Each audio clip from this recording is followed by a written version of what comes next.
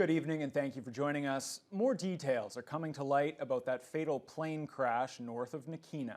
The Cessna 208 operated by ZAM Air Services disappeared last Tuesday with 2 crew members on board. Jonathan Wilson joins us live in studio to tell us more about it. Jonathan? Thanks, Riley. The pilot of the volunteer search plane which spotted the wreckage on Saturday, his name is Gord Tessier, says they had mixed emotions knowing they had solved the mystery, but also realizing there were no survivors. The missing plane, owned by ZAM Air, formerly known as Nakina Air Services, was bringing cargo to Edmonton First Nation on February 28th when it failed to arrive at the airport at Fort Hope. After a 5-day search by more than half a dozen aircraft and search teams, the crew on this civil air search and rescue plane spotted a darker area in the forest below at around 11:30 Saturday morning. We were simply flying up the track and suddenly we heard from one of the other members of the crew to turn hard right. We broke the aircraft hard right, came around. We lost it immediately, and then after a couple more turns, we were able to locate the search object, mark it, and then relay the coordinates to our other SAR partners who were on scene literally in a matter of a few minutes. Did you see a wing? What was sticking out? The whole plane or maybe just a wing? What did you see? Not very much, a little bit of scorched ground, and that was about it. The plane crashed approximately 1/3 of the way along its flight to Fort Hope, just south of Chaucer Lake, about 60 kilometers north of Nakina. Major Emmanuel Greton, an Air Task Force commander involved in the search, says their Griffin helicopter couldn't land near the crash site, so a hoist was used to lower crew members to the ground.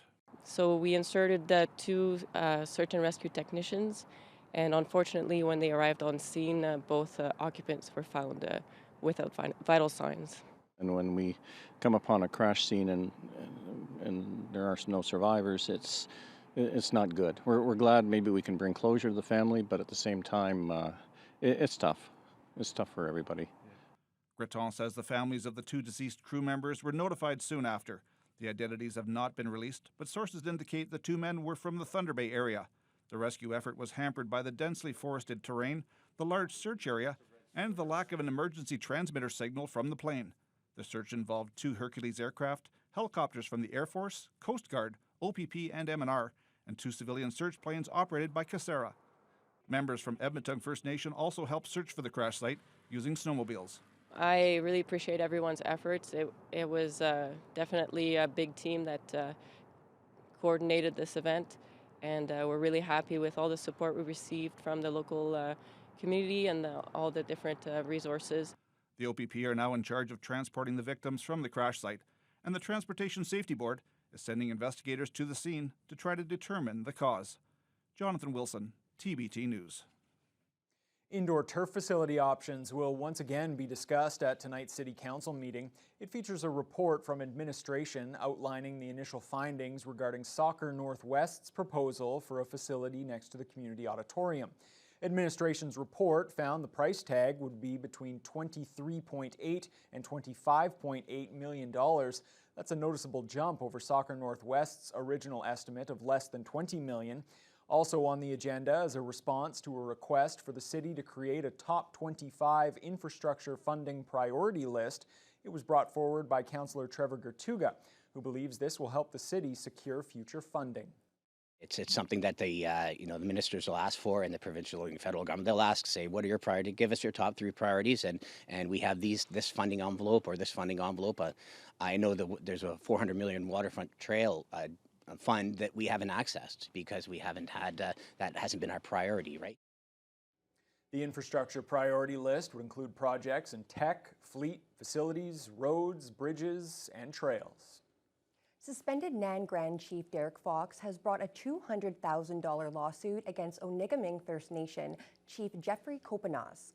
Fox alleges Kopanos made defamatory remarks against him during a special Chiefs Assembly in December.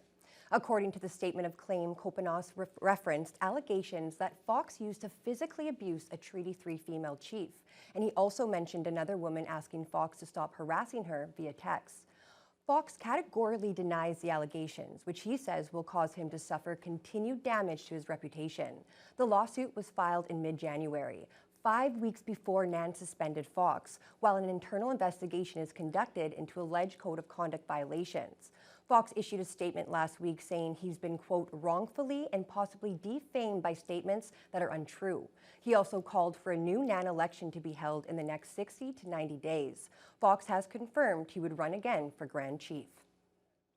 The Ontario government has approved the terms of reference developed by 2 First Nations for a portion of a proposed all-season road to the Ring of Fire mineral area. The Northern Road Link would connect Webequie and Martin Falls First Nations to the mining development area 540 kilometers northeast of Thunder Bay. Ontario Mines Minister George Peary was joined by Webequie Chief Cornelius Wabas and Martin Falls Chief Bruce Ashney-Penescom for the announcement today at the Prospectors and Developers Convention in Toronto. The 2 communities are leading the environmental assessment for the new road corridor, which would connect the proposed Martin Falls Access Road to the planned Webequie Supply Road to the north. There's no timeline yet for the construction of any of the roads. Wabas says the Northern Road Link has the potential to become a critical transportation link for remote First Nations, but adds that these opportunities must be balanced against potential environmental and sociocultural risks. Ashney-Penescom calls the approval of the terms of reference a significant milestone and says he's grateful for all the hard work undertaken by the community to date. The Ontario Liberals' annual general meeting wrapped up in Hamilton this weekend. The party has chosen how it will pick its next leader and elected a new executive council. Natalie Johnson reports. With their sights set on 2026, Ontario's Liberals are one step closer to electing a leader they hope will become premier of the province. At their annual general meeting this weekend, approving a new and more direct form of electing their leader, a one-member, one-vote system. It's going to modernize our party. It's a very exciting moment, and it will revitalize our grassroots. So we're looking forward to a wonderful contest. MP Nathaniel Erskine-Smith, MP and former Ontario Cabinet Minister Yasser Naqvi, and current MPP Ted Sioux are all considering running for the leadership. The party hoping to rebuild, and this morning pledging to strengthen its presence in rural and northern Ontario. Erskine-Smith writing in a statement today, the positive changes we've adopted this weekend are an important first step to rebuilding our party on the path to rebuilding our province. There's a real sense that the Liberal Party is reestablishing itself and moving in a forward direction that will be a clear alternative to the Conservatives and the NDP. Catherine McGarry, the former mayor of Cambridge, was selected as new president of the party today, tweeting, "Together it is time to roll up our sleeves and get to work." One of the new executive's first orders of business, setting rules and timelines for the leadership race, a race that could make or break the party seeking a return to power. Natalie Johnson, CTV News.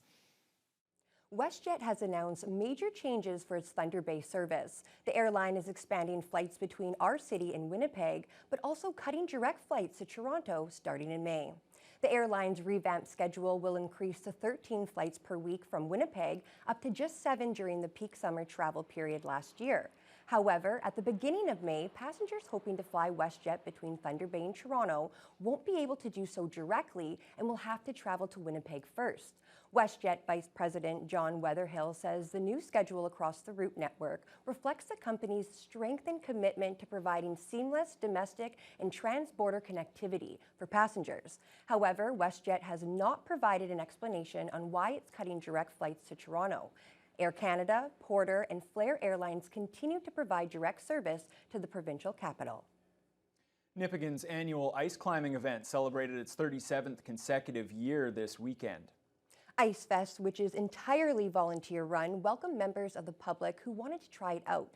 And the weather conditions were nearly perfect on Saturday. TVT's Carl Langdon was there and files this report. Nipigon's annual Ice Fest was back for another exciting year of mixed climbing activities, with their group of dedicated volunteers offering live demonstrations on several of the region's world-class ice faces.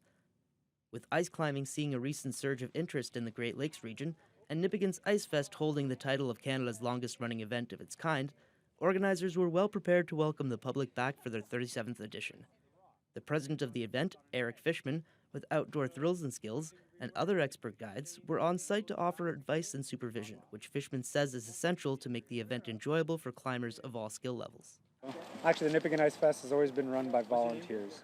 And we have a bunch of instructors that come and help pretty much facilitate and run the event. So these are all experienced climbers who are just excited to help get people out, and that's pretty much what they're here to do, is just like get people climbing, expose them to different styles, and just have a good time outside. The Nipissing area's unique geography allows for opportunities unseen in other parts of the province, with this region quickly becoming one of North America's premier destinations for ice climbing. Fishman says there are over 100 faces along Highways 11 and 17, which has contributed to the spike in popularity. Northwest Ontario, this region, Thunder Bay, north of Nipissing area is where we're at. It's loaded with all this fun stuff. We could do every kind of climbing here, from every difficulty level, from really easy to near impossible. Fishman would like to encourage anyone who's in the region next year to come out to the local annual ice climbing event, and for any experienced climbers to reach out to help run next year's Ice Fest. Carl Langdon, TPT News. Thunder Wolves hockey fans have been scooping up tickets today for this Saturday's third-place game, with a trip to Nationals on the line. And it appears everything ran smoothly at the Fort William Gardens box office after some major issues this past Saturday that caused a huge lineup that lasted for hours. Jessica Clement has the details. Like many others, Georgina Redsky was not expecting to have to leave her house to get her hands on Thunderwolf hockey tickets Saturday morning. But the high traffic on the ticket sales website caused it to crash, forcing hundreds to go out and buy their tickets at the Fort William Gardens box office. Many fans ended up waiting hours for their tickets. The online system crashed and the phone lines weren't working, so we had to come down here and stand in line. So they had us all lined up here all the way to the end of the building and looped in the front here, and it was about 3 hours wait. They had the canteen open, and then the hockey team came out and served coffee for everybody for free. It was a different story here Monday morning, as the lineup was just a couple dozen people deep for tickets to the bronze medal game. Customer Service and Marketing Coordinator Ali Jumbolis says the website is back up and running again. We, first of all, would just like to thank everyone so much for their patience and their understanding. As a result of the website going down, we did do our best for today to ensure that that would not be the case in working with our ticketing site to make sure we had all the resources allocated to ensure that everyone got tickets for this Saturday's game. Jumbolis says even though the situation wasn't ideal, it shows just how much the support for the Thunderwolves has returned in the community. Because despite the crash, the seats were nearly sold out at Saturday night's game. Thunderwolves head coach Andrew Wilkins says the support he's seen is unbelievable. It's best fans in youth sports. It's not even close. I think it's great for our league, and it's a special feeling coming here, having a full Fort William Gardens. It's amazing. It's great to have the influence and the support of the community again. You can really feel it in the arena. Obviously, having the playoffs that we're having, the run we had this year was super special, and we're all proud to be a part of it. Tickets for the Thunderwolves bronze medal game can be purchased online or at the Fort William Gardens box office, unless, of course, it ends up becoming another sold-out game. Jessica Clement, TBT News.